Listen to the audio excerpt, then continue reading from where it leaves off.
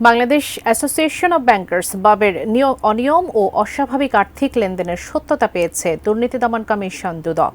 সুনির্দিষ্ট অভিযোগের ভিত্তিতে আজ সংগঠনটির অফিস পরিদর্শনে যায় দুদকের একটি দল। বাকিটা জানাচ্ছেন সাব্বির আহমেদ।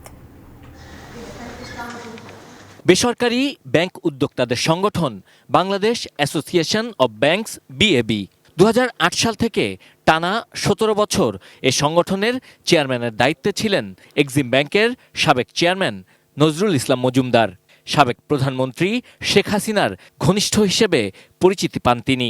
এখানে বিএবির চেয়ারম্যান হিসেবে সে একটা পরিচয় ব্যবহার করেছেন, যেটা বলা যায় যে সে তার ক্ষমতার অপব্যবহার করে বিভিন্ন ব্যাংক থেকে সে চাঁদা নিয়েছেন। এখানে সেভাবে হিসাব নিকাশও তারা রাখেনি, বিভিন্ন অ্যাকাউন্টে টাকাগুলো গিয়েছে, খরচগুলো করবে সেই সংক্রান্ত রেকর্ডপত্র আমাদেরকে দেখাতে পারেনি। জয় বাংলা কনসার্টের জন্য এই সংগঠনের আওতাধীন বিভিন্ন ব্যাংক থেকে 24 কোটি টাকা তোলা হয়েছিল।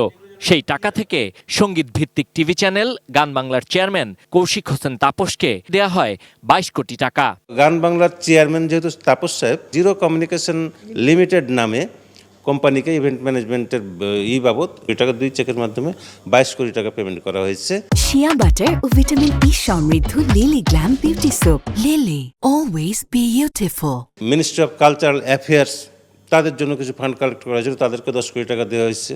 ফুটবল ফেডারেশনকে 10 কোটি টাকা দেওয়া হয়েছে। বিএবির অনিয়ম ও আর্থিক কেলেঙ্কারির বিষয়ে কমিশনকে অবগত করা হবে।